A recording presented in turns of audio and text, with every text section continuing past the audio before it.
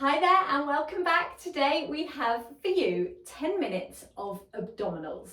So we're going to be doing a lot of flexion. So if you're struggling with anything similar to a separation of the abdominals, if you've had a baby recently or you've got any hernia or the abdominal separation, diastasis recti, then I would maybe give this session a swerve for now.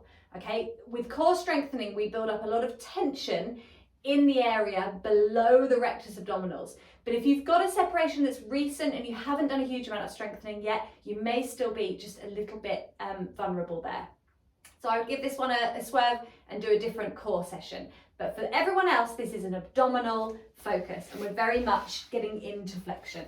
So because we know and we do a huge amount of core work, you will know that this is never just about the top line. I want you to be engaging deeply from the center. So place your hands on your belly, rest your elbows to the ground, relax your shoulders, take a few big breaths. Inhale, breathing into your hands. Allow the belly to really rise and fall. So inhale. But on your exhale, we feel those hands drop as the belly pulls to the spine.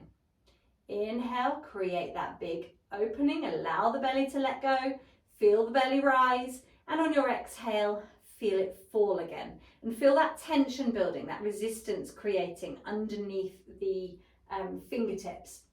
And you can do that a few more times, and let's start to try and think about engaging the pelvic floor on that exhale and letting it go, importantly, on the inhale. But after you've done a couple like that, I'd like you to try and start holding that tension on the inhale as well.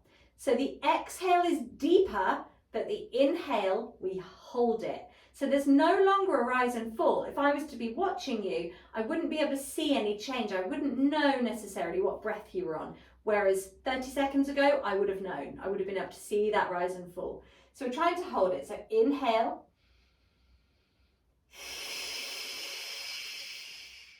So what you'll find is when you can't take your inhale into your belly, you have to find more space in the ribs. Make sure that doesn't create a big flare of the ribs. Try and breathe into your armpits. Try and breathe into the mat. Let's take 2 more breaths like this.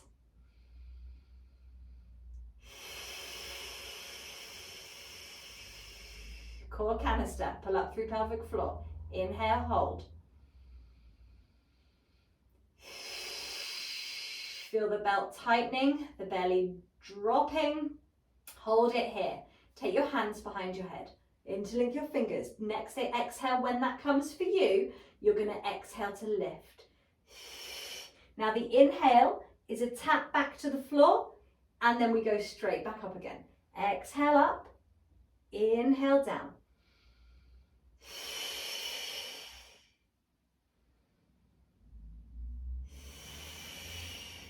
Tail down, find that flexion through the upper back.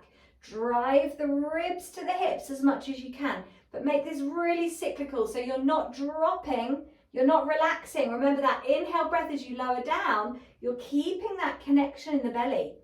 You're keeping that awareness through the whole core.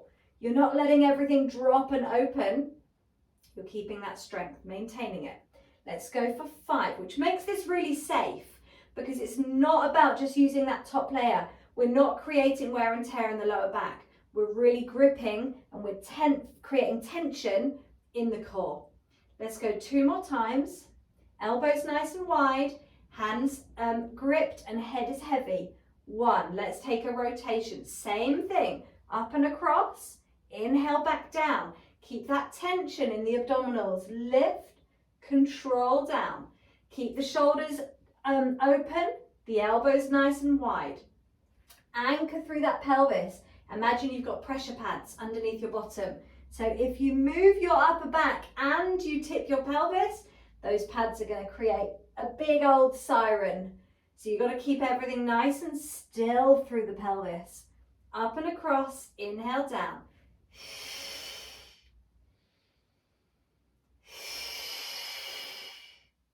Inhale back.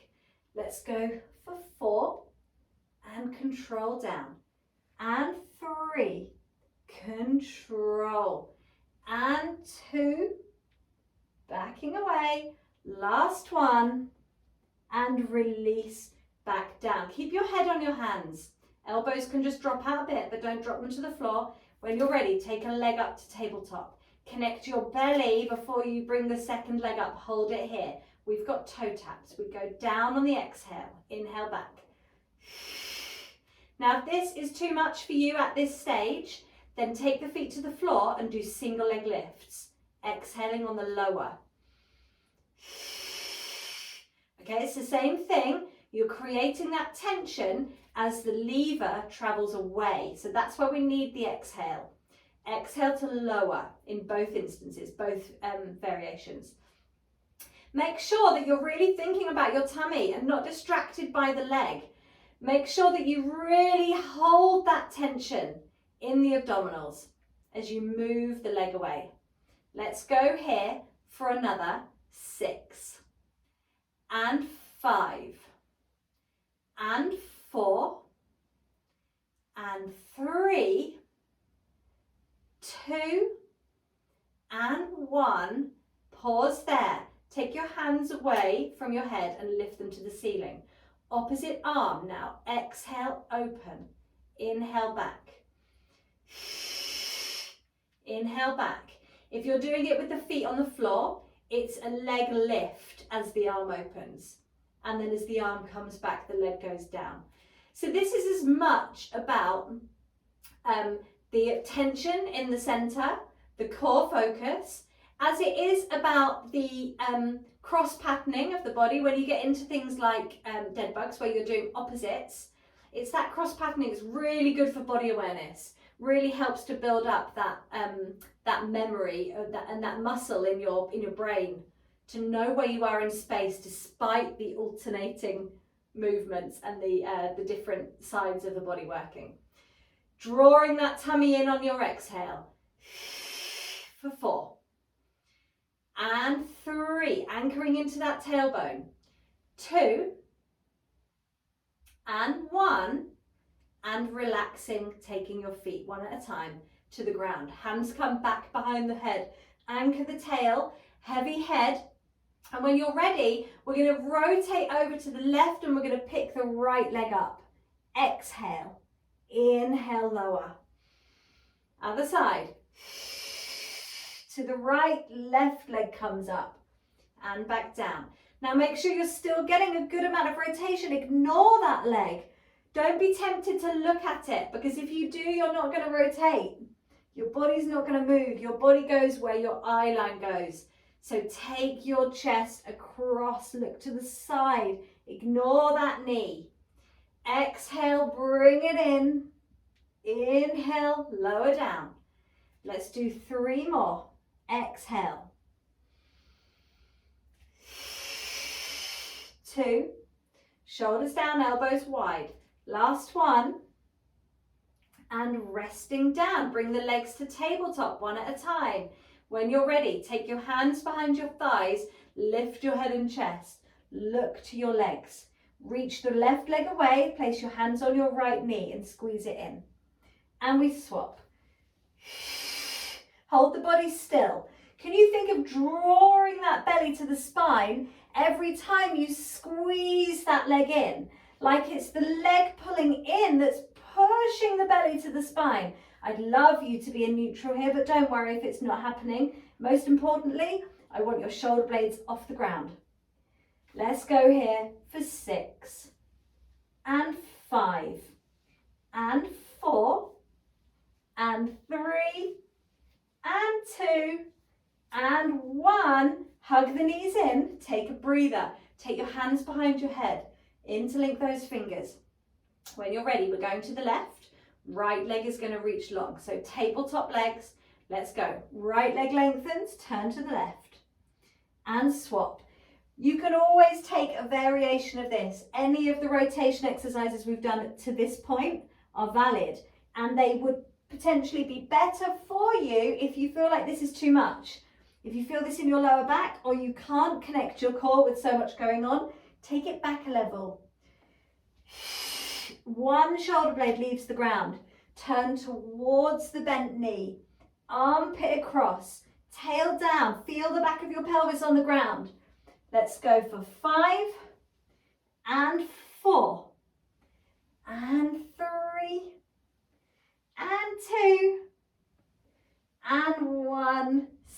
center and hug it in. Take a moment, have a little roll around, stretch your legs away, reach your arms overhead and have a big old stretch. Big reach from fingertips to toes. Allow that spine to arch so that you can really stretch the front of the abdomen. Take a couple of big breaths. And relax there, and you are done for today. Well done, guys.